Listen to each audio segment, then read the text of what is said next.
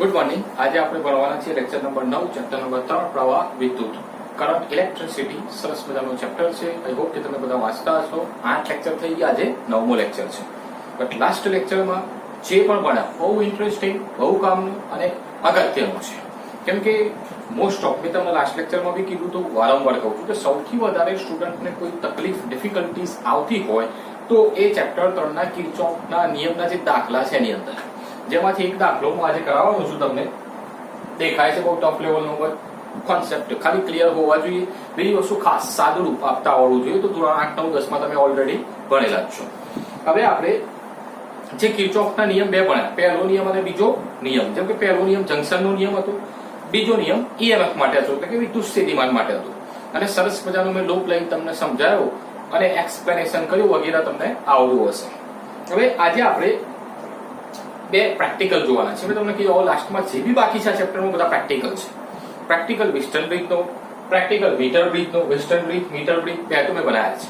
એના સિવાય 3 પ્રેક્ટિકલ છે પોટેન્શિયોમીટર. બીજા 3 પોટેન્શિયોમીટરના પ્રેક્ટિકલ છે.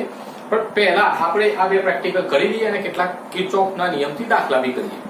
પછી એના પછીના 10મા લેક્ચરમાં આપણે પોટેન્શિયોમીટરના 3 પ્રેક્ટિકલ એક સાથે કરી નાખીશું, એટલે ચેપ્ટર પૂરો થઈ જશે. હવે અહીંયા હાલ બે પ્રેક્ટિકલ કરવાના છે. જો પ્રેક્ટિકલ વસ્તુ કોને કહેવાય? તમે એમ કહો સાહેબ ચોકડીમાં આપેલું છે એટલે થિયરી કોને પ્રેક્ટિકલ કેમ કરો છો? તો પ્રેક્ટિકલ વસ્તુ કોને કહેવાય કે તમે જે લેબમાં કરવાના છો, ફિઝિકલી ડાયરેક્ટલી, કે ફેસ ટુ ફેસ તમે જે વસ્તુઓ જોવાના છે એની સ્ટડી કરવાની છે, એના વિશે થિયરી ભણવાની છે. એટલે કે ખાલી આકૃતિ દોડું તો આકૃતિ ગોખીને થિયરી સમજવાની નથી, પણ પ્રેક્ટિકલ કરવાનું છે તમારે લેબમાં. એટલા માટે પ્રેક્ટિકલ કહું છું, જલ્દી અન્ડરસ્ટેન્ડિંગ થાય. કે કોઈ વસ્તુ જોઈએ ને તો જલ્દી ખબર પડે, એટલા માટે કહું છું. ચલો ક્લિયર. હવે આપણે સ્ટાર્ટ કરીએ, વેસ્ટર્ન બ્રિજની શરૂઆત કરીએ, પછી આપણે આગળ કિર્ચોફના દાખલા ગણીએ છીએ. તો એકદમ અપ ટુ ડેટ રેડી રહેજો. 2017માં કે 16માં બોર્ડની પરીક્ષામાં 2 માર્ક્સની અંદર વેસ્ટર્ન બ્રિજ પૂછાઈ ગયો. વારંવાર 2 માર્ક્સની અંદર પૂછાય છે, એટલે કે આ થિયરી પૂછાય તો એક્સપ્લેનેશન. બીજી વસ્તુ ખાસ કરી તો સ્ટાર્ટ કરતા પહેલા વેસ્ટર્ન બ્રિજ અને મીટર બ્રિજ નો કોઈ હાલ બોર્ડ ઉપર મેં એક્સપ્લેનેશન નથી કર્યું. તમને ખબર છે સ્પેસ પ્રમાણે, એટલા માટે હું પીડીએફ મારા જાતે લખી અને તમને પહેલા એટલા માટે મોકલું છું કે તમને ખબર પડે કે આ એક્સપ્લેનેશન છે. તો વેસ્ટર્ન બ્રિજ, મીટર બ્રિજનું એક્સપ્લેનેશન મેં પીડીએફમાં મોકલ્યું, એ જ ઉતારવાનું છે. અહીંયા ખાલી હું તમને સમજાવી દઉં કે કઈ રીતે કોન્સેપ્ટ શું હોય છે, એ ખાલી આપણે ક્લિયર કરી લઈએ મગજમાં. ચલો સ્ટાર્ટ કરીએ. ચાલુ રેડી હશો? નો જસ્ટ ઓકે.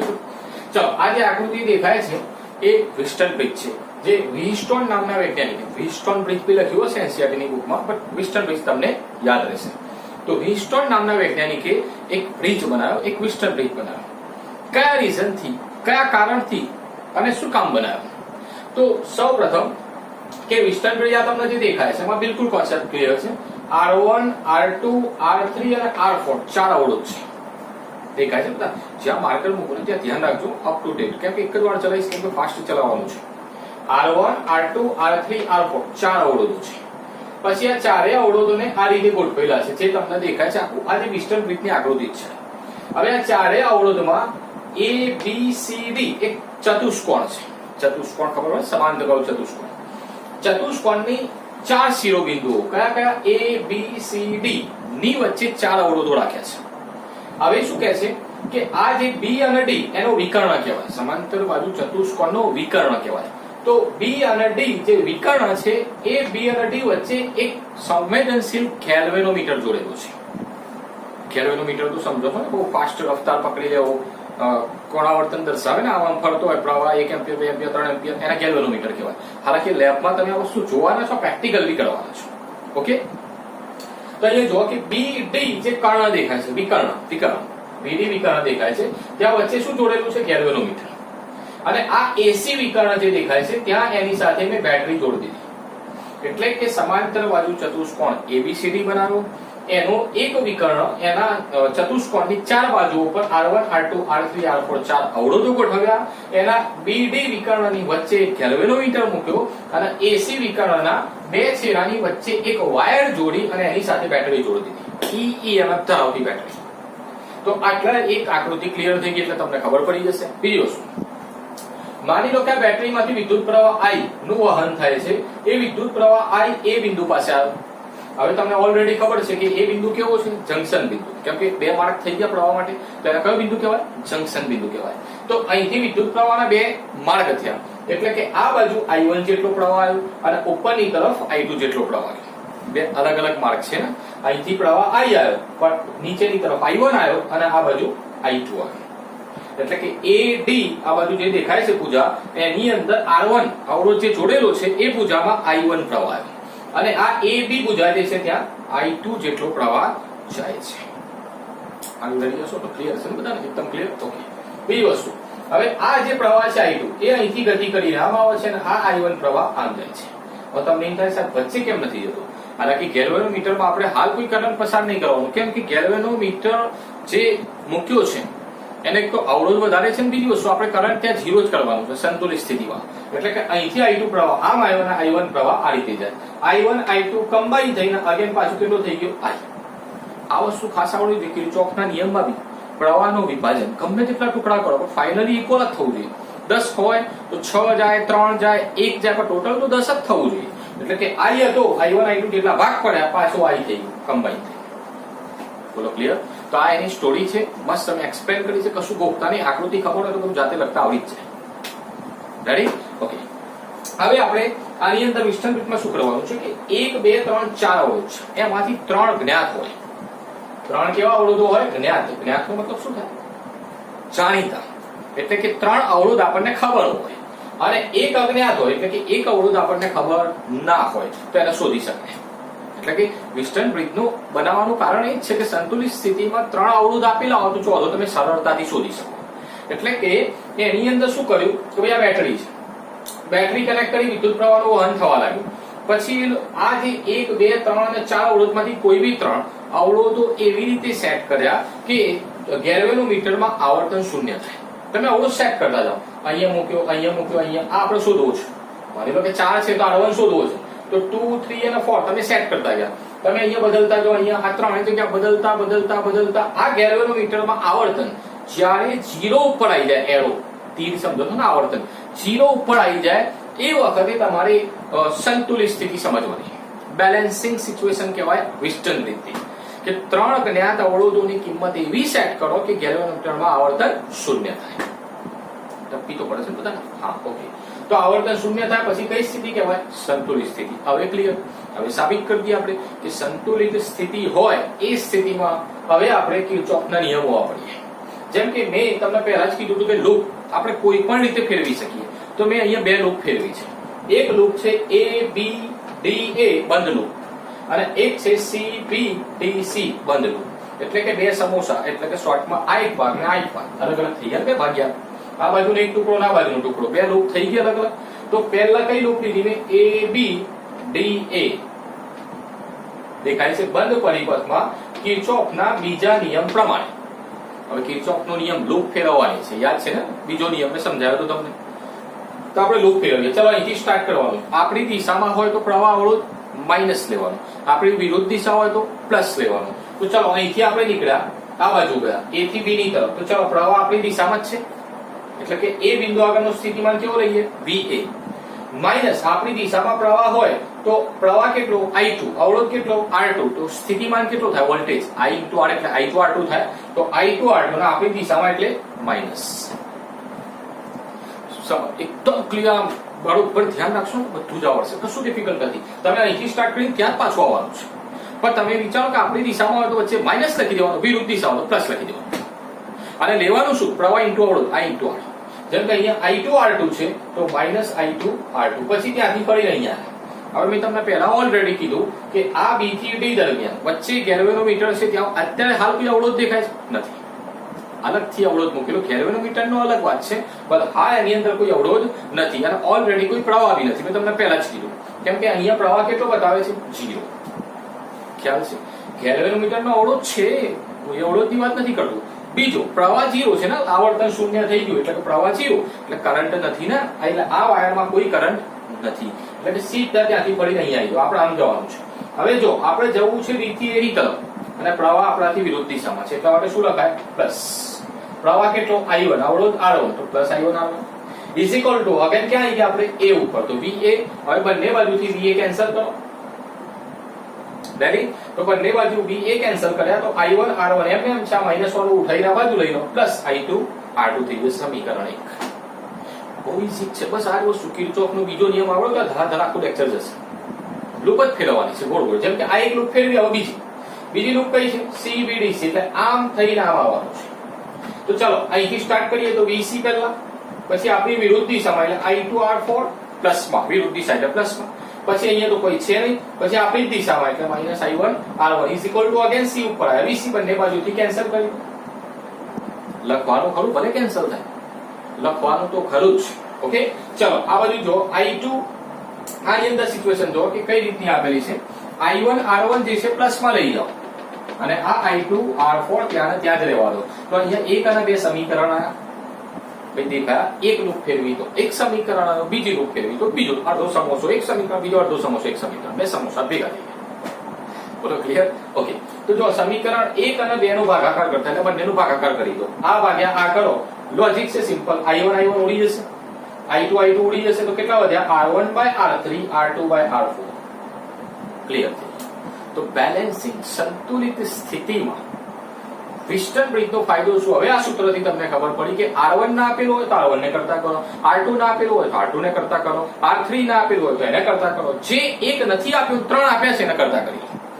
હવે આ સૂત્રથી કોઈ એક અવળો શોધવો હોય તો શોધી શકાય ને ભાઈ, 3 તો તમને ઓલરેડી ખબર છે પહેલાથી. અને સંતુલિત સ્થિતિ બેલેન્સિંગ એટલે સમજો તમે આ બંનેનો ગુણોત્તર આના જેટલો છે. આ R1 અને માનો કે R1 અને R3 નો જે ગુણોત્તર છે એ આ બંનેના ગુણોત્તર જેટલો છે. માની લો કે એક્ઝામ્પલ તમને આ 10 આપેલું છે, આ 5, આ 10, તો આ કેટલો હશે? તો લોજિક છે 5 જ હશે. ગુણોત્તર સરખો કરવો છે. તો આ એક સંતુલિત સ્થિતિ જાળવી રાખવા માટે આ એક વિસ્ટન બ્રિજનો એક થિયરી છે, ફક્ત 2 માર્ક્સની છે. એટલે ખોખતા નહીં, આકૃતિ ખબર હોય ને તો એક્સપ્લેન બી થઈ જાય અને આઈડિયા બી આવી જાય કે એક લૂપ એક સમીકરણ, બીજો સમીકરણ, બે બાકીના જવાબ ફિનિશ થઈ જાય.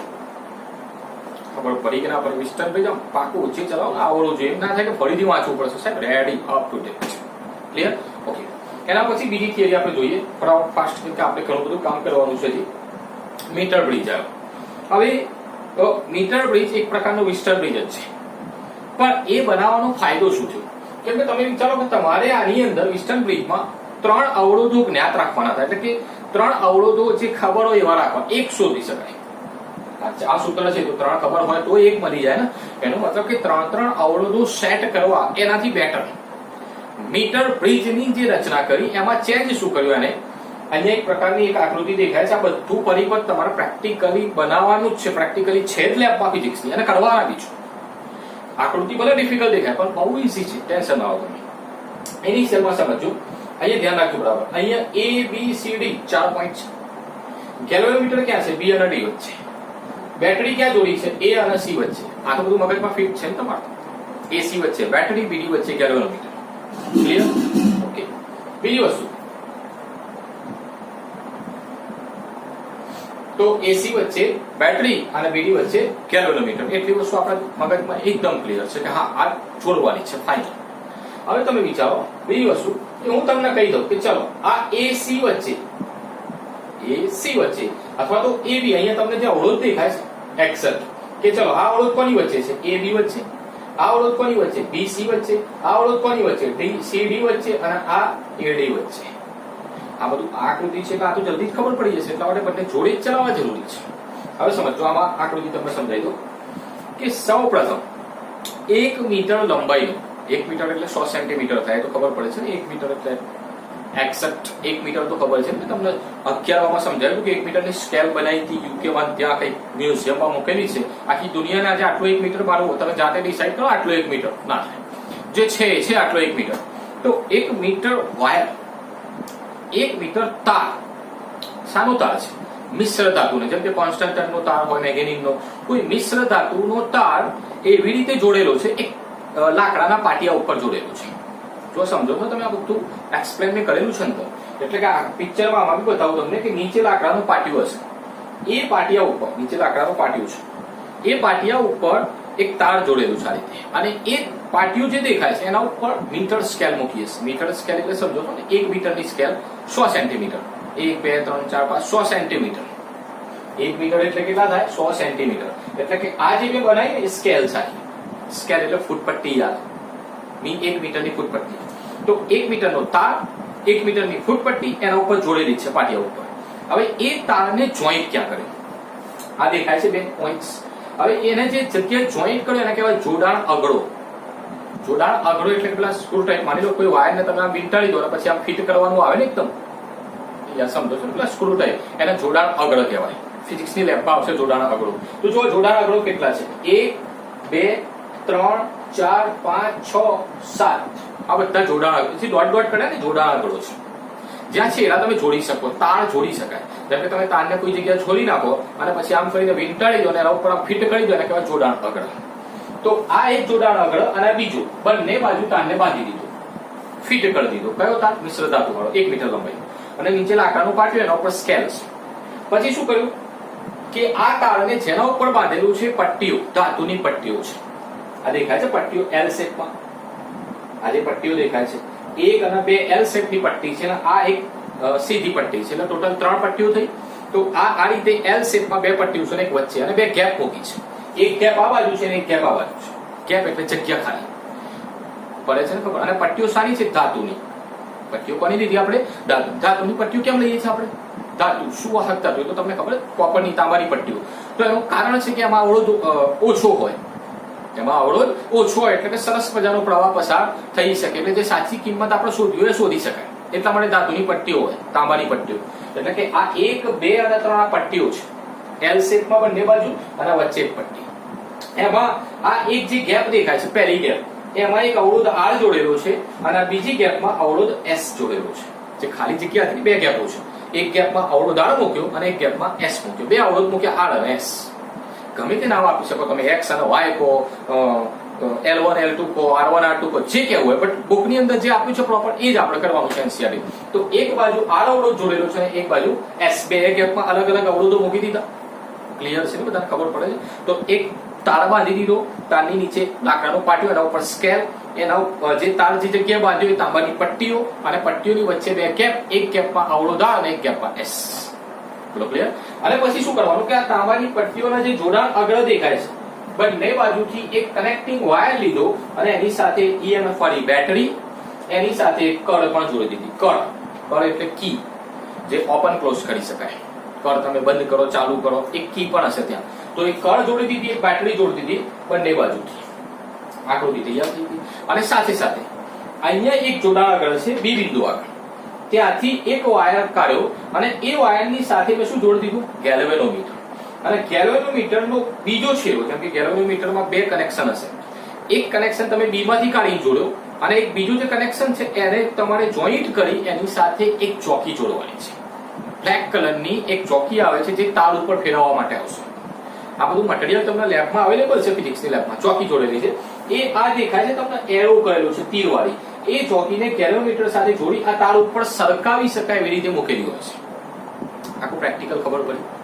ચોકી કઈ રીતે જોડેલું છે? સરકાવી શકાય તાર ઉપર. તમે આમ તાર ઉપર ફેરવી શકો ને. એટલે તમે લોજિકથી આ કનેક્શન જોડ્યા પછી તમારે એમ થાય કે તમે જે પરિપથ જોડ્યો પરફેક્ટ છે કે નહીં ચેક કરવું છે. તો તમારે શું કરવાનું કે આ જે ચોકી છે બ્લેક, જેના સાથે તમે ગેલ્વેનોમીટર જોડેલું છે એની સાથે, એને શું કરવાનું? અહીંયા અડાડો અને અહીંયા અડાડો. એટલે કે એ આગળ અડાડો તો ગેલ્વેનોમીટરનો આવર્તન આ બાજુ છેક સુધી જતો રહેવું જોઈએ, અને સી આગળ પૂર્ણ સ્કેલ થવું જોઈએ. એટલે કે આ બાજુ તમે ટચ કરાવો તો આમ થઈ જાય, આ બાજુ ટચ કરાવો તો આમ થઈ જાય. સંપૂર્ણ થઈ જાય તો એ પાસે ટચ કરાવો તો આમ થઈ જાય, સી પાસે કરાવો તો આમ થઈ જાય. તો તમારો પરિપથ કમ્પ્લીટ છે.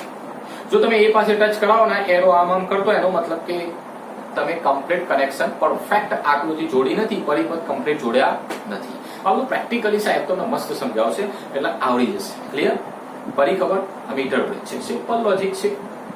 ફરીથી અગેન રિપીટ કરી દો. 1 મીટર લંબાઈનો તાર છે, તારને તાંબાની પટ્ટીઓની વચ્ચે બાંધી દીધો.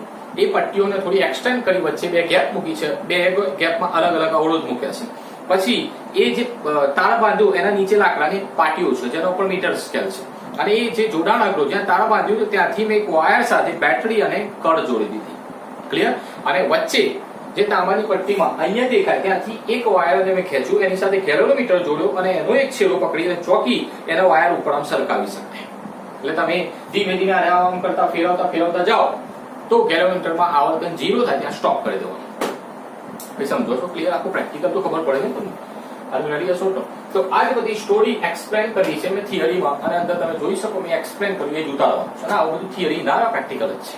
પણ આમાંથી દાખલા પૂછાય તો ઉદાહરણમાં તમને બે આપેલા છે. એક ઉદાહરણ છે સ્વાધ્યાયનું, તો આપણે કરવું પડે. હાલાકે પ્રેક્ટિકલી થિયરી પૂછાય કે ના પૂછાય, પણ ઉદાહરણ તો પૂછાઈ શકે, સ્વાધ્યાય તો પૂછાઈ શકે, કરવું પડે. ઓકે, તો ચાલો અહીંયા તમે જોઈ શકો કે હવે આની અંદર સાહેબ એનો ઉપયોગ શું લોજિક છે. આખા તારની લંબાઈ કેટલી છે? 1 મીટર, 100 સેન્ટીમીટર. એ તો આપણને ખબર જ છે ઓલરેડી, 100 સેન્ટીમીટર. હવે તમે વિચારો કે આ બે અવરોધમાંથી એક અજ્ઞાત છે, એટલે કે નથી ખબર. માની લો કે આર ખબર નથી, કાં તો એસ ખબર નથી. એક ફિક્સ, આ એક આપણે મૂકવાનું છે જે જ્ઞાત હોય, જે આપણે જાણીએ છીએ, પણ એક આપણને ખબર નથી, જે શોધવાનું છે. માની લો કે આ 10 ઓહ્મ મૂક્યો તો આર કેટલો શોધો, આ 10 ઓહ્મ મૂક્યો તો એસ કેટલો શોધી નાખો, આ 5 ઓહ્મ તો આ કેટલો, આ 10 ઓહ્મ તો આ કેટલો, ગમે તે એક જાણીતો છે, એક શોધવાનો છે. હવે એક અવરોધ અંદર લેબમાં તમને અલગ અલગ અવરોધ પાટિયા ઉપર લાકડાના બોક્સ ઉપર જોઈન્ટ કરેલા હશે, તાર અવરોધ બી હોય છે, અધરવાઇઝ અવરોધ પેટીઓ પણ મૂકેલી હોય છે. તમારે જે જોઈન્ટ કરવું હોય તમે અહીંયા મૂકી શકો. આપણે એક જ્ઞાત હોવું જોઈએ, એક અજ્ઞાત હોવું જોઈએ. ઓકે, ઠીક. પછી શું કરવાનું? માની લો કે અહીંયા તમે 10 ઓહ્મનો અવરોધ અથવા તો કોઈ અવરોધ જોડી દીધો, આપણે આર શોધવો છે. પછી તમારે આ ચોકીને તાર ઉપર ફેરવવાની, એટલે કે અહીંથી તમે આ જે દેખાય છે આમ ફેરવતા જાઓ, અહીંથી આમ ફેરવતા ફેરવતા ફેરવતા ફેરવતા જ્યારે ગેલ્વેનોમીટરમાં આવર્તન 0 થાય, I બરાબર 0 થાય, ગેલ્વેનોમીટરમાં આવર્તન 0 થાય, ત્યાં તમારે સ્ટોપ કરી દેવાની અને આ તારની આટલી લંબાઈ માપી લેવાની, તો એને L1 કહેવાય. તો બાકીની લંબાઈ જે વધે એને L2 કહેવાય. પણ L2 કેટલી થાય? આખી કેટલી? ટોટલ 100. એમાંથી આ બાદ કરો L1, તો L2 બરાબર કેટલી થાય? L2 બરાબર 100 - L1 થશે. પ્રેક્ટિકલી ખબર પડે છે ને બધાને? બિલકુલ સિમ્પલ લોજિક છે. તમારે જે ચોકી તમારા હાથમાં છે ગેલોમીટર સાથે જોડેલી, એને ફેરવો. એક અવરોધ ખબર છે ને એક ખબર નથી, એને ફેરવતા જાઓ. આમ તમે ફેરવતા જાઓ, ગેલોમીટર ઉપર ધ્યાન રાખો. ગેલોમીટર આ રીતે ગેલોમીટર છે, તમે ફેરવતા જાઓ. જો તમને લાગે આવર્તન 0 પણ આવ્યો, સ્ટોપ કરી દો. ત્યાં આટલી લંબાઈ માપી લો. માની લો કે 30 સેન્ટીમીટર, L1 કહેવાય. 30 સેન્ટીમીટર L1 કહેવાય. તો બાકીની ટોટલ કેટલી હતી? 100. 100 માંથી 30 ગઈ, બચી કેટલી? 70. તો L2 બરાબર 70 થાય. 100 - L1 કહેવાય. બોલો, ક્લિયર? સિમ્પલ લોજિક છે. તો અહીંયા તમે સમજી શકો કે સંતુલિત સ્થિતિમાં R/S is equal to L1/L2 થાય, but L2 is equal to 100 - L1. એટલે લખી શકો R/S બરાબર L1/100 - L1. ઓકે, આ સૂત્ર થઈ. હવે આમાંથી તમારે R શોધવાનું છે. S તો ખબર છે, L1 બી ખબર છે, ફૂટપટ્ટી આપેલી છે, એટલે કે L1 L2 તો તમને ખબર જ હશે. માપેલું સીધું માપવાનું છે, મીટર સ્કેલ ઉપર છે જ કેલિબ્રેશન. સીધું લખી લો, આટલા સેન્ટીમીટર આટલા સેન્ટીમીટર. L1 L2 તો ખબર પડી જ જશે. ખાલી આપણે S જે નક્કી કર્યું એ બી આપણને ખબર છે, તો R શોધી શકો. સિમ્પલ છે. હવે તમે જો બંનેમાં કશું ડિફરન્સ છે? શું ડિફરન્સ છે? કેટલો તફાવત છે? કોઈ વધારે માર્જિન નથી. ચલો, A અને B વચ્ચે કયો અવરોધ છે? R2. અહીંયા જો A અને B વચ્ચે એક અવરોધ થઈ ગયું. અહીંયા B અને C વચ્ચે એક અવરોધ, B અને C વચ્ચે એક અવરોધ થઈ ગયું. અહીંયા જો A અને D વચ્ચે એક અવરોધ, તો A અને આ D બિંદુ તટસ્થ બિંદુ કહેવાય. જે જગ્યાએ આવર્તન ગેલ્વેનોમીટરમાં 0 થાય, ચોકી ફેરવતા ફેરવતા, એ બિંદુને તટસ્થ બિંદુ કહેવાય. તો આ તટસ્થ બિંદુ D, AD વચ્ચે તારની લંબાઈ L1 છે અને CD વચ્ચે તારની લંબાઈ L2. તો AD વચ્ચે અને CD વચ્ચે બે અવરોધોની જગ્યાએ તાર મૂકી દીધો. ધેટ મીન્સ કે આ જ બ્રિજ મીટર બ્રિજ છે, પણ ફરક શું છે? આ બે અવરોધો કાઢી નાખ્યા અને બંનેની જગ્યાએ એક સીધો તાર મૂકી દીધો. એનો એક કારણ છે કે તમે તાર મૂકી દો 1 મીટરનો, તો L1 L2 લંબાઈ તમને સરળતાથી ખબર પડી જાય. એટલે આપણે મૂકવાનો અવરોધ કેટલો થયો? એક જ આયો, એ બાકી એક તો શોધાઈ જશે. પણ આમાં તો ત્રણ સેટ કરવાના, ત્યારે એક મળે. એટલા માટે આ એક પ્રકારનું એને જ છે. તમે આમાં જો ગેલ્વેનોમીટર કઈ બાજુ? B અને D વચ્ચે. આમાં B અને D વચ્ચે ગેલ્વેનોમીટર. ક્લિયર? ચલો, બેટરી ક્યાં છે? A અને C વચ્ચે. ચલો, આ A આ C બંનેની વચ્ચે બેટરી મૂકી દીધી. એને એ જ આકૃતિ છે, કશું ડિફરન્ટ નથી. થોડુંક ડિફરન્સ કયો છે? બે અવરોધ કાઢ્યા અને તાર મૂકી દીધો. કેમ કે તારની બે લંબાઈ ફૂટપટ્ટીથી સરળતાથી શોધી શકાય. આને કહેવાય મીટર બ્રિજ.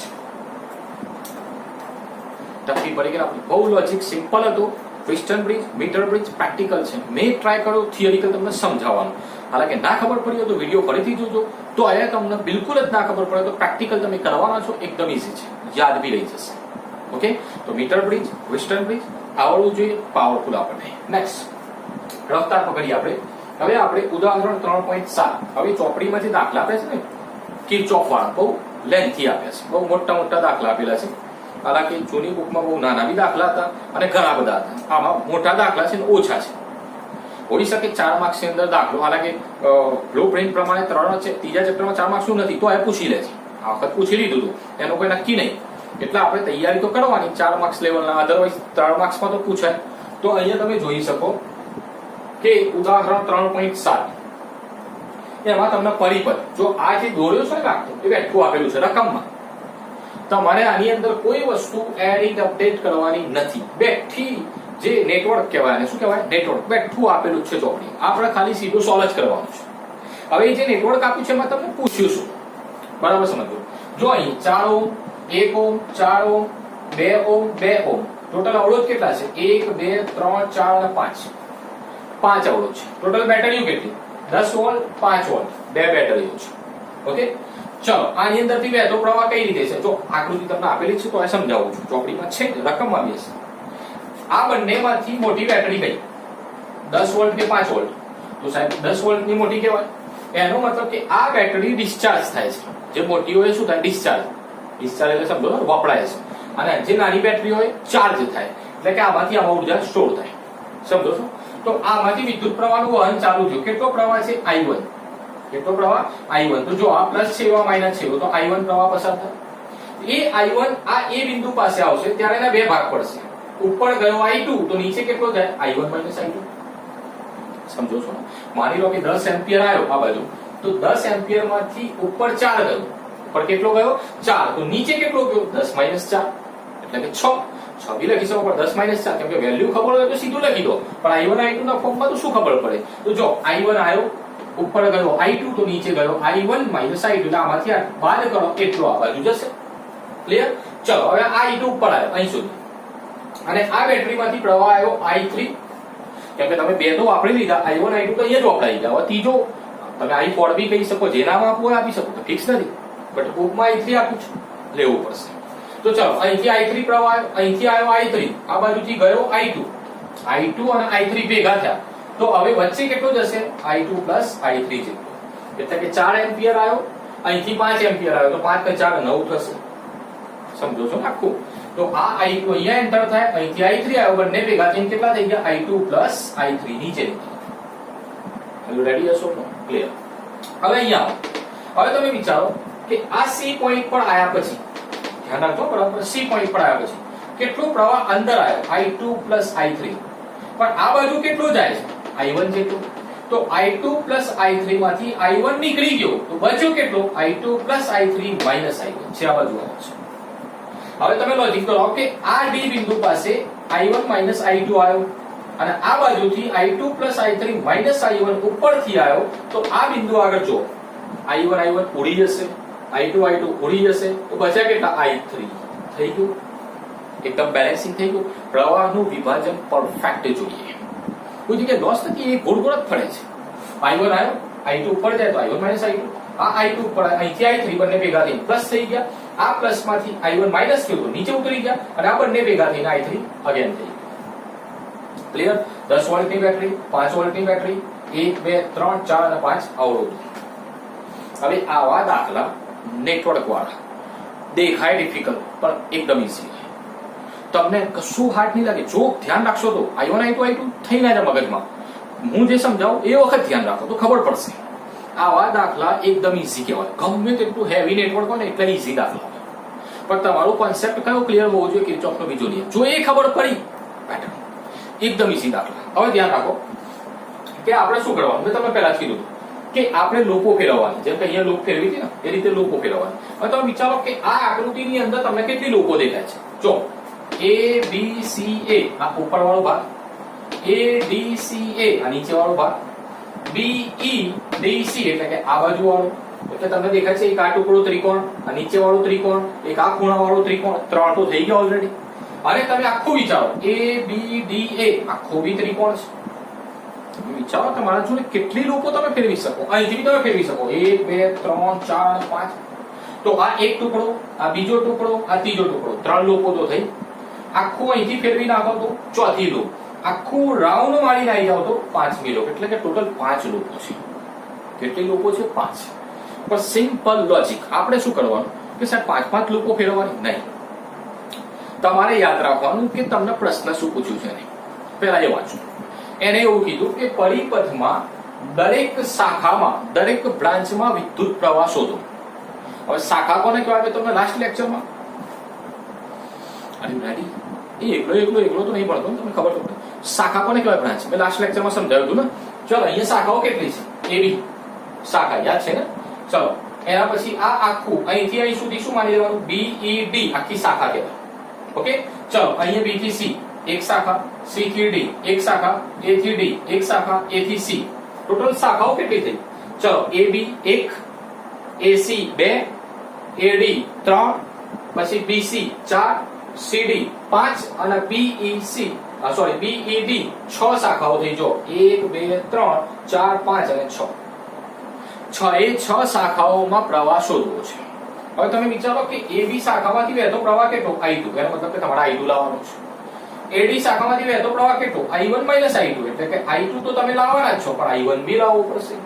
ચલો BED શાખામાં પ્રવાહ કેટલો? I3. તો I3 બી લાવવો પડશે. તો તમે કોઈ બી શાખા લો એની આખા પરિપથમાં કોઈ પણ શાખા લો તમને I1 I2 I3 ત્રણે ત્રણ પ્રવાહ શોધવા જ પડશે. એનો મતલબ કે આપણા પ્રશ્નનો જવાબ લાવવા માટે સૌપ્રથમ આપણે ત્રણે ત્રણ પ્રવાહો શોધવાના છે. એટલે કે કિર્ચોફના જેટલા બી દાખલા છે બધામાં તમારે 2 લૂપ ફેરવવાની પ્રવાહ શોધી નાખવાનો, 3 લૂપ ફેરવવાની પ્રવાહ શોધી નાખવાનો, 4 લૂપ ફેરવવાની પ્રવાહ શોધી નાખવાનો. તમને સમીકરણ મળશે અને એ સમીકરણનું લોપ સાદું રૂપ આપવાનું છે, એનું લોપ કરવાનું છે, લોપની રીત એ બધું આપણને આવડવું જોઈએ. ધોરણ 8 9 10 માં ભણેલા છો અને એ વસ્તુ નહીં આવડે સાદું રૂપની ભૂલી જાઓ કેમ કે બધા મેથેમેટિકલ સ્ટેપ છે.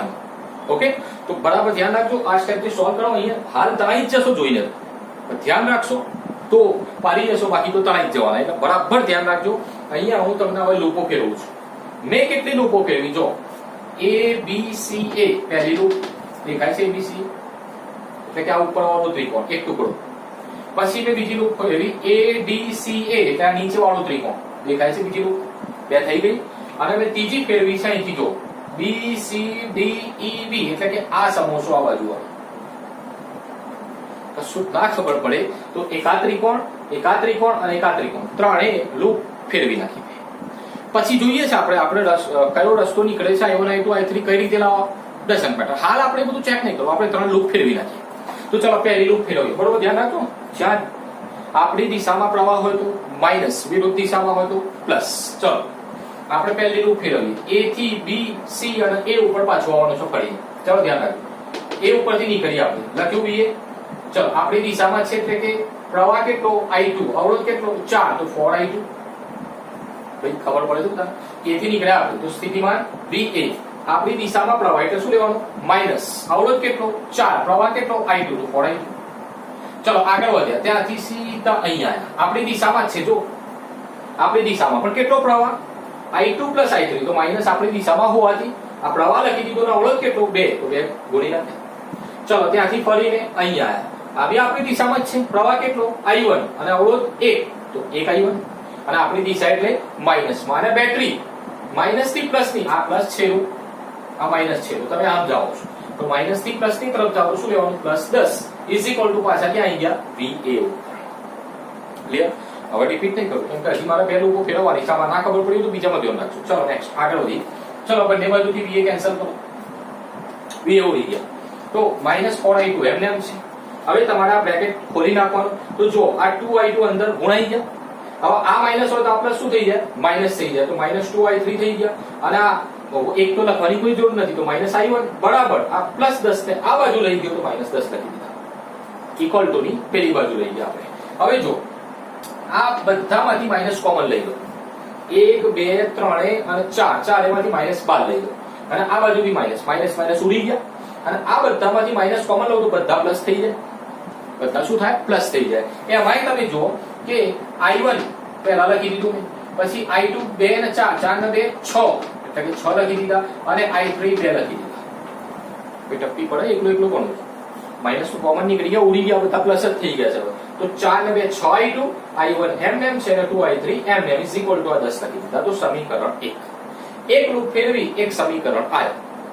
Same as it is same એ જ રીતે કિર્ચોફના બધા દાખલા ગણવાના છે. જો આ એકમાં ખબર પડી ને એના કિર્ચોફના દાખલામાં ક્યારેય ભૂલ નહીં પડે. ઓકે ચલો ઠીક. બીજી લૂપ ફેરવી નાખીએ. કઈ? A B C A. ચલો અહીંથી નીકળો. આપણી દિશામાં VA થી સ્ટાર્ટ કરો. આપણી દિશામાં પ્રવાહ કેવો લેવાનો? માઈનસ. અને પ્રવાહ કેટલો? I1 I2. અવરોધ કેટલો? 4 લખી દીધા. પછી અહીંથી આ બાજુ આવ્યા B થી C ની તરફ. તો આપણી વિરુદ્ધ દિશામાં પ્રવાહ એટલે શું લેવાનું? પ્લસ.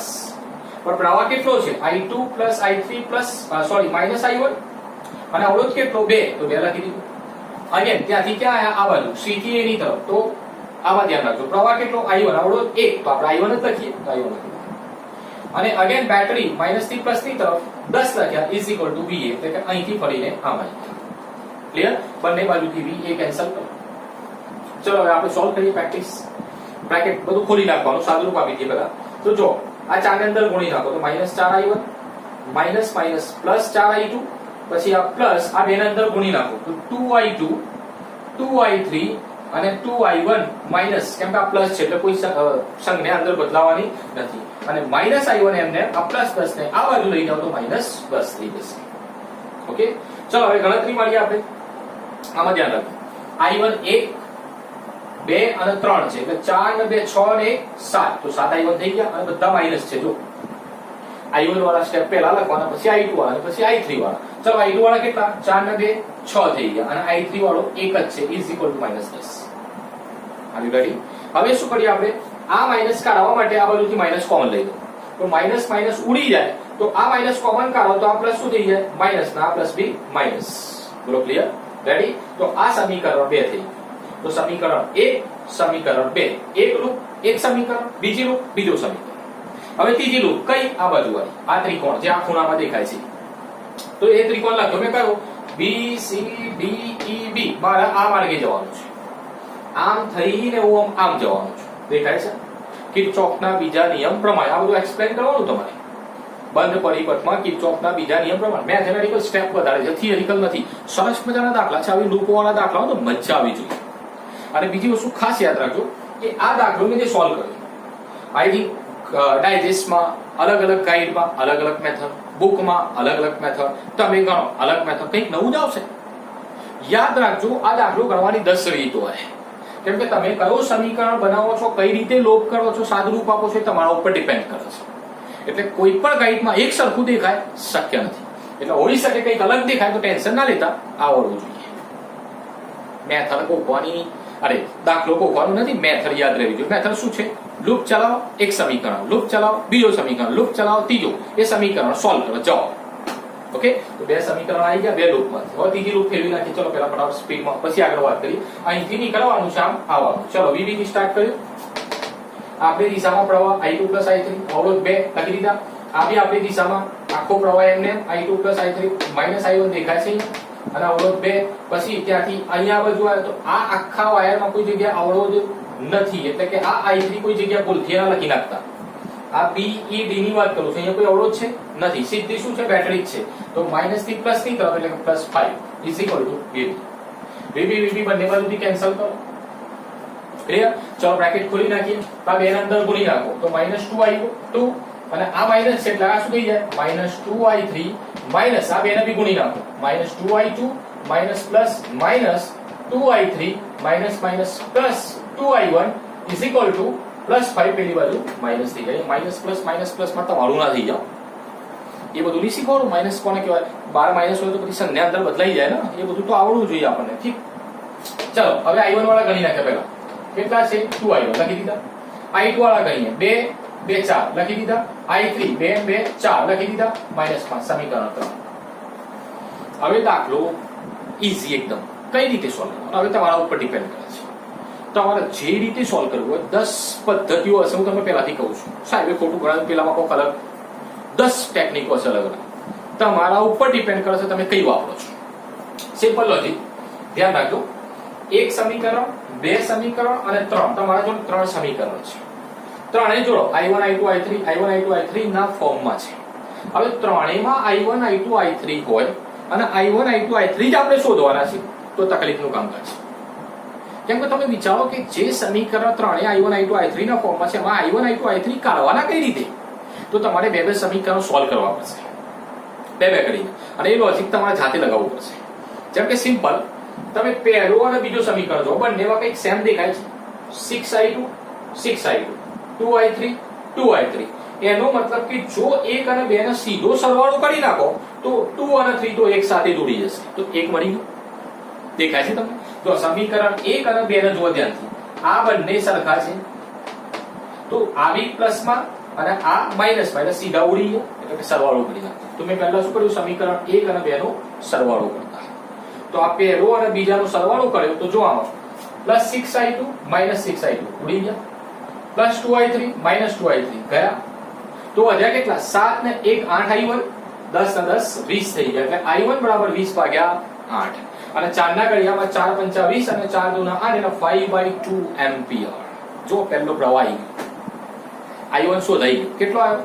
5/2 એટલે કે 5/2 એમ્પિયર જેટલો. બે સમીકરણને સોલ્વ કર્યા તો એક આવી ગયું. હવે જો હજી તો 2 અને 3 બે બાકી છે, 2 અને 3 બબ્બે બાકી છે, એટલે ટેન્શન તો ખરું.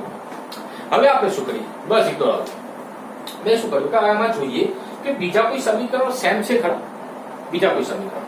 તો જો આ સમીકરણ 3 મને દેખાય છે અને આ સમીકરણ 1, એમાં મને એક સિમિલરિટી દેખાય છે.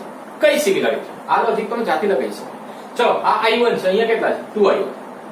આ 2i3 ના કેટલા? 4i3. એનો મતલબ કે જો હું આને 2 વડે ગુણી નાખું તો આમાં જેવું કંઈક ઇક્વલ થઈ જાય.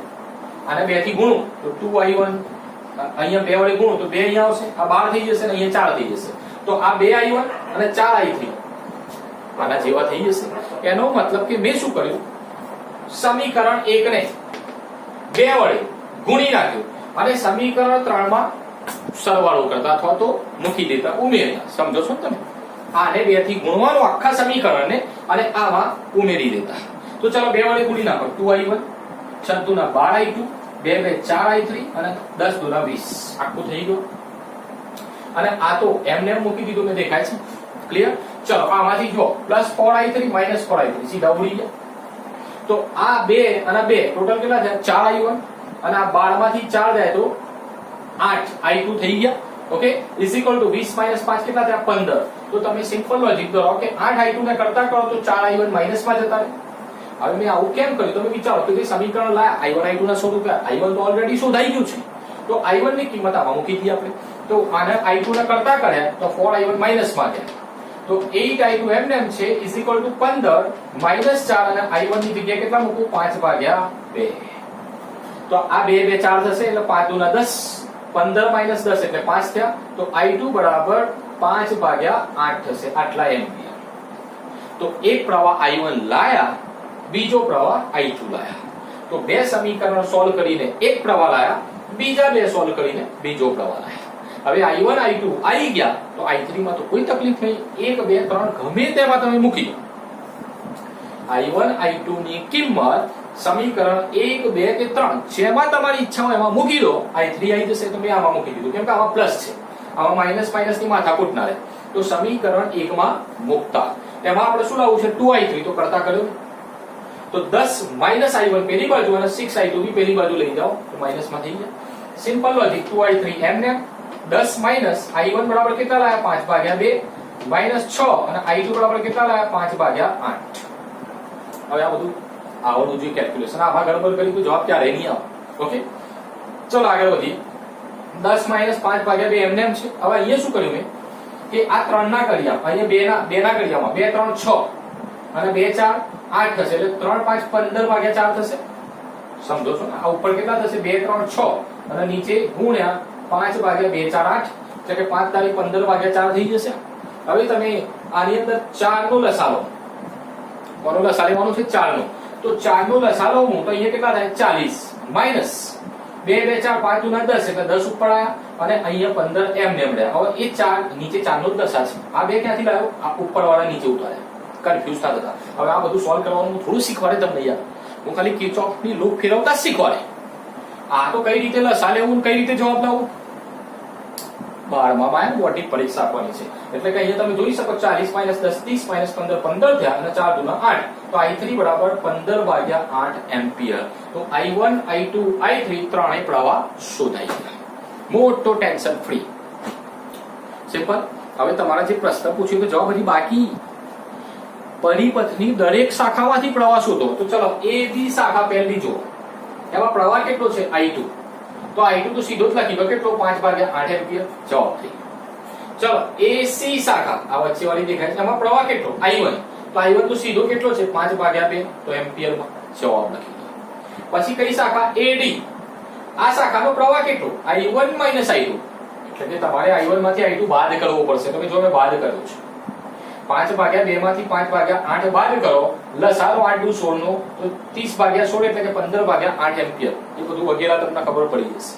પછી 1 2 અને 3 શાખા થઈ ગઈ. પછી આ BC શાખા, ચલો પ્રવાહ કેટલો I2 + I3. I2 બી છે I3 બી, પણ બંનેનો સરવાળો કરવો પડશે. તો બંનેનો સરવાળો કર્યો, લસા લઈને કર્યો તો કેટલો જવાબ આવ્યો 5/2 એમ્પિયર. પછી કઈ શાખા CD આટલી. તો આમાં જો I2 + I3 - I1. તો I2 + I3 તો તમે પહેલા કરી નાખ્યો ઉપર કેટલો લાયા 5/2.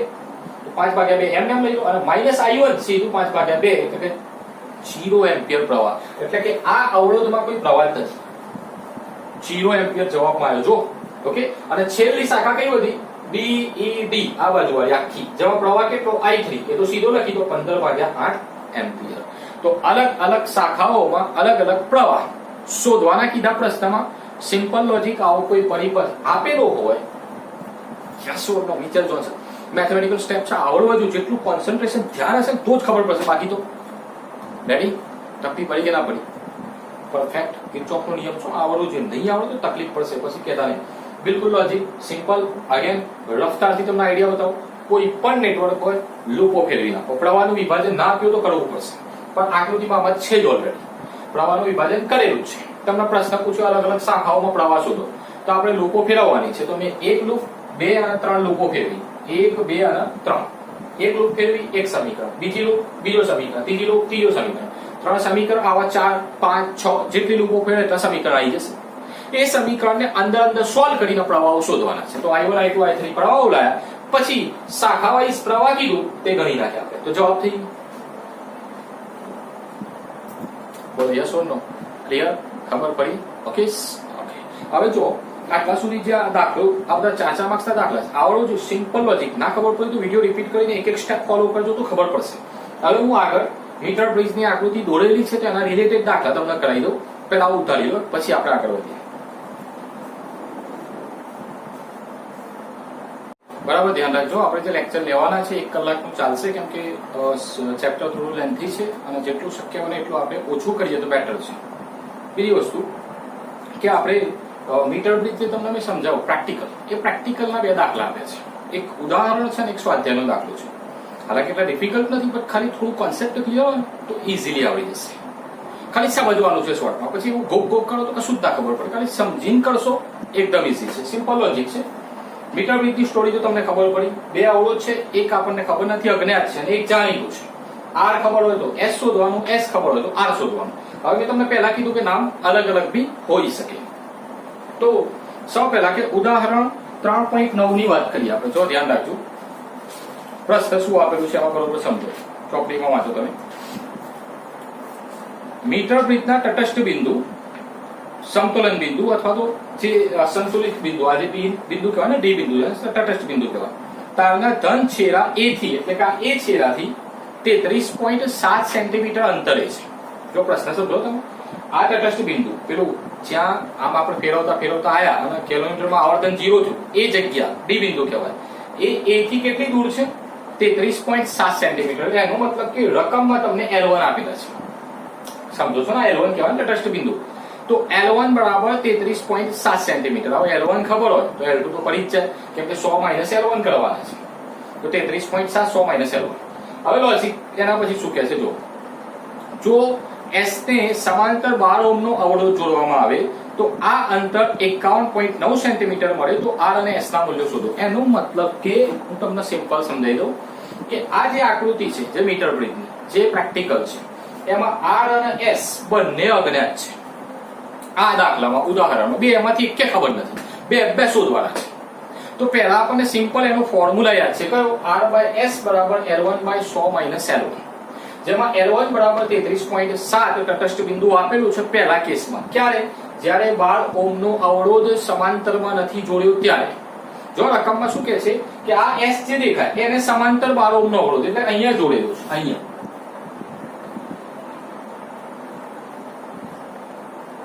ભાઈ ખબર તો પડે છે ને બધાને આ જે S અવરોધ છે એના સમાંતર જોડાણ તો ખબર છે ને 12 ઓહ્મનો અવરોધ જોડી દીધો પણ એ પછીની વાત છે જોડ્યા પહેલાની સ્થિતિ આ છે જોડ્યા પહેલાની સ્થિતિ R/S બરાબર સૂત્ર લખ્યો 33.7 100 - L1 કર્યા એટલે કે 66.3 થયા એટલે કે સમીકરણ 1 હવે એને સમીકરણ કેમ કીધું કેમ કે આમાંથી ના R ખબર છે ના S બેમાંથી એકે ખબર નથી તો R/S નો ગુણોત્તર આટલો થાય એ સમીકરણ 1 હાલ આપણા જોડે સોલ્યુશન આવ્યો નથી ના આપણને R ખબર છે ના તો S ખબર છે એક સમીકરણ સ્વરૂપે મળી ગયું એના પછી હવે આપણે શું કરીએ 12 ઓહ્મના અવરોધને જોડી દઈએ ચલો સમાંતરમાં મૂકી દીધું તો સિમ્પલ લોજિક છે કે આ જે ગેપમાં પહેલા S અવરોધ હતો પણ હવે S ની સાથે સમાંતરમાં 12 છે તો કઈ નવો અવરોધ થશે તો મેં એના નામ શું આપ્યું S'.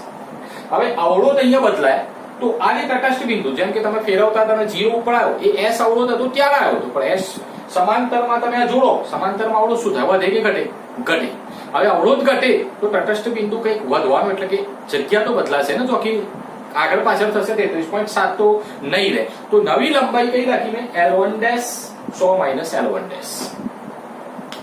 ફરી ખબર આ 12 ઓહ્મ નથી જોડ્યા ત્યારે આ સૂત્રની અંદર L1 મૂકીને એક સમીકરણ લાયા પછી આની સાથે 12 ઓહ્મ જોડ્યા તો અવરોધમાં ફેરફાર થવાના કારણે હવે આ લંબાઈ L1 આના જેટલી નહીં રહે તો L1' નામ આપી દીધું એને સૂત્ર લખ્યું તો પણ L1' અને અવરોધ S' કેમ કે હવે આ બંનેનો સમાંતર અવરોધ બદલાશે તો આ S' બરાબર સમાંતર અવરોધમાં શું કરીએ છીએ આપણે ઉપર ગુણાકાર નીચે સરવાળો તો આ 12 અને S નો ઉપર ગુણાકાર અને નીચે સરવાળો દેખાય છે આ એમને એમ છે આ S' ની જગ્યાએ નવો અવરોધ આ બંનેનો સમાંતર શું થાય 12 ગુણ્યા S ભાગ્યા 12 વત્તા S આ 5 નથી S છે ઇઝ ઇક્વલ ટુ L1' એ લંબાઈ કેટલી મળી 12 ઓહ્મનો અવરોધ જોડ્યા પછી કેટલી જો રકમમાં આપેલી છે 51.9 સેન્ટીમીટર એનો મતલબ કે L1' 51.9 આપેલા છે તો 100 - 51.9 48.1 થઈ જશે અને આ 12 + S ક્યાં જશે ઉપર આવી ગયા છેદના છેદમાંથી અંશમાં જતા રહેશે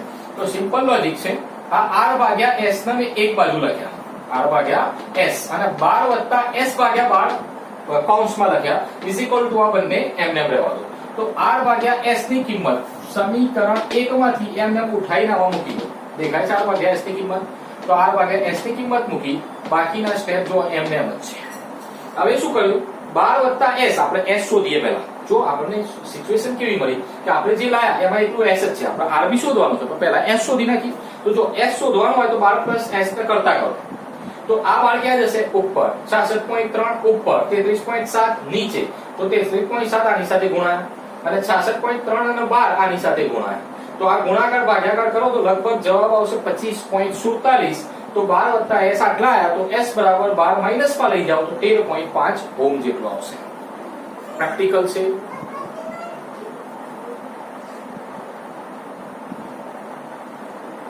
પ્રેક્ટિકલ છે ઈઝી દાખલા છે જો તમે વાર કરશો સમજવામાં તો તકલીફ થશે સિમ્પલ લોજિક R અને S હતા તો સમીકરણ 1 બની ગયું S માં અહીંયા સમાંતરમાં 12 ઓહ્મ જોડી દીધા તો S' બની ગયું જે કંઈક નવું આવ્યો અને લંબાઈ પણ બદલાઈ જે નવી હતી તો આમાંથી સોલ્યુશન કરીને આપણે S લાયા શું લાયા પહેલા S લાયા R/S નું એક સમીકરણ આ છે એક આ છે બંને કમ્બાઈન કરો R/S ની કિંમત ઉઠાઈને અહીંયા મૂકી દીધી તો તમને એક વેલ્યુ મળી કોની S ની કે S આટલો હોય 13.5 ઓહ્મ જેટલો હવે S આવી ગયો તો ઈઝી થઈ ગયું યાર હવે આ લવ હોય તો સમીકરણ 1 માં S મૂકી દો તો આ આવી જશે સિમ્પલ દેખાય છે સમીકરણ 1 ની અંદર S ની કિંમત 13.5 મૂકી તો R ની કિંમત કેટલી આવી 6.86 ઓહ્મ આ દાખલો થઈ ગયો ઉદાહરણ 3.9 એટલે કે ઈઝી છે કશું હાર્ડ નથી જો બે અવરોધોની ગેપ નીચે બે લંબાઈઓ એક આપી હોય તો બીજી તો 100 - L1 જ કરવાની છે તો એક સમીકરણ પાછો ગમે ત્યાં ગેપમાં અહીંયા શ્રેણીમાં જોડી દે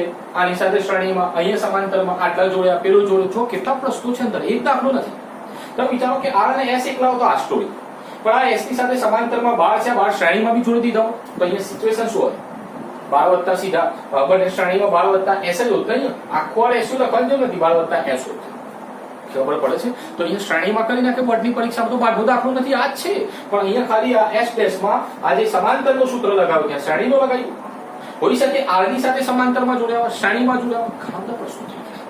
તો આ એક જ પ્રશ્ન જો પરફેક્ટ દાખલો સમજી લો તો બીજા દાખલો આવું રકમ બદલી નાખે તો આવડી જાય. ફરી ખબર તો મીટર બ્રિજ નો દાખલો તો એટલા માટે હાલ ચલાવું છું, ભલે ટાઈમ વધી જાય પણ મીટર બ્રિજ વારંવાર આવી આકૃતિ હું બનાવવાનો નહીં બનાવવાનો, એટલા માટે દાખલો ચલાવી દીધો. આવો બીજો એક દાખલો જે તમારે જાતે ગણવાનો છે, જે સ્વાધ્યાયનો 3.10 દાખલો તમને ખાલી સમજાવી દઉં કઈ રીતે સિમ્પલ છે. હજી x અને y, અહીંયા x અને અહીંયા y બે અવરોધો, r અને s નામ નથી, x અને y બે જોડેલા છે. L1 તમને આપેલા છે 39.5, જો અંદર તટસ્થ બિંદુ આપેલો હશે. y અવરોધ 12.5, તો x શોધવાનું છે, આમાં મૂકી દો, શોધાઈ જશે, સિમ્પલ લોજિક. પછી શું કહે છે બીજા પ્રશ્નમાં, x y ની અદલા બદલી કરતા, એટલે કે x અહીંયા ને અહીંયા y હોય તો y ના બાજુ લઈ લો અને x ના બાજુ લઈ લો, અદલા બદલી કરતા, ચેન્જ કરતા. તો અદલા બદલી તમે કરી લો તો y ની કિંમત હવે શું ગણવાની તમારે? x ની ગણવાની. અદલા બદલી કરતા એટલે સમજો છો ને, x ને y ગણી લો, y ને x ગણો, તો y ને x ગણી નાખો તો 12.5. અને y તમારે કયું લેવાનું, જે તમે x શોધો એ અહીંયા x શોધવાના ને તમે, એ x ની કિંમત y માં ગણી લો અને y ની કિંમત x માં, અદલા બદલી કરતા. અને અદલા બદલી કર્યા પછી તમે x અને y બંને તમને ખબર જ છે ઓલરેડી, તો L1' એટલે કે નવો તટસ્થ બિંદુ કેટલી લંબાઈએ છે L1' શોધવાનું છે. તો x અને y ખબર હોય તો L1' શોધી શકાય, શોધી નાખજો. ત્રીજો પ્રશ્ન એમાં કે આ પરિપથમાં ધાતુની પટ્ટીઓ કેમ વપરાય છે? મેં તમને પહેલા જ કીધું કે સુવાહક ધાતુની પટ્ટીઓ તાંબાની કેમ વપરાય છે? તાંબાની પટ્ટીઓ વાપરવાનું કારણ એ છે કે એમાં વધારે અવરોધ ના હોય, સુવાહકોમાં વધારે અવરોધ હોતો નથી. એના કારણે આપણે જે સાચા અવરોધની જે સાચી કિંમત માપી છે ને માપી શકાય. પડે છે ખબર? સાચી કિંમત શોધી શકાય શોર્ટમાં, એના માટે તાંબાની ધાતુની પટ્ટીઓ મૂકવામાં આવે છે, એનો જવાબ છે. અને લાસ્ટમાં એક પ્રશ્ન, એની અંદર ચોથો પ્રશ્ન કે ગેલ્વેનોમીટર બેટરીની અદલા બદલી કોની અંદર? વિસ્ટન બ્રિજમાં કરવામાં આવે છે. વિસ્ટન બ્રિજ એટલે ખબર હતું તમે, આવી સમજી શકો. વિસ્ટન બ્રિજ જે હતું એમાં ગેલ્વેનોમીટર ક્યાં હતું? બીડી વચ્ચે અને બેટરી એસી વચ્ચે, એ તમે અદલા બદલી કરી નાખો.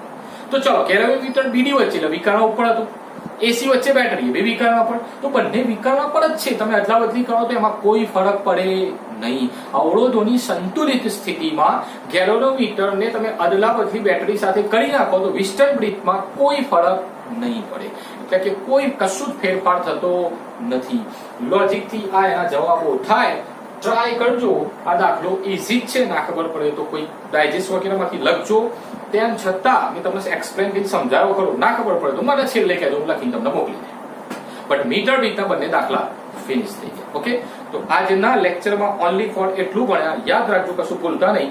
વિસ્ટન બ્રિજ, મીટર બ્રિજ, એક કિર્ચોફનો દાખલો, બે મીટર બ્રિજના દાખલા, 5 વસ્તુઓ પણ મોટી મોટી છે, એટલા માટે ટાઈમિંગ વધારે જો, તૈયારી કરતા રહેજો, વાંચતા રહેજો. એવું ના થાય કે મારા ચેપ્ટર પતી ગયું તમે પાછળ રહી ગયા, જોડે જોડે રહેજો. જેટલું ચાલે એટલું પરફેક્ટ આવડવું જોઈએ, જેટલું ખબર પડે એટલું પરફેક્ટ લખતા રહેજો. પ્રેક્ટિસ વધારે કરજો. અત્યારે રજાઓ નથી, તમારા 12મું ધોરણ છે, બોર્ડની પરીક્ષા થવાની છે, એટલે તૈયારી કરતા રહેજો, વાંચતા રહેજો. કંઈ ના ખબર પડે તો મને ફોન કરો, કોન્ટેક્ટ કરો, વોટ્સઅપ થી જે ક્વેરીઓ સોલ્વ કરાવો. તો જેટલું પ્રિપેરેશન કરશો એટલું રિઝલ્ટ સારું આવશે.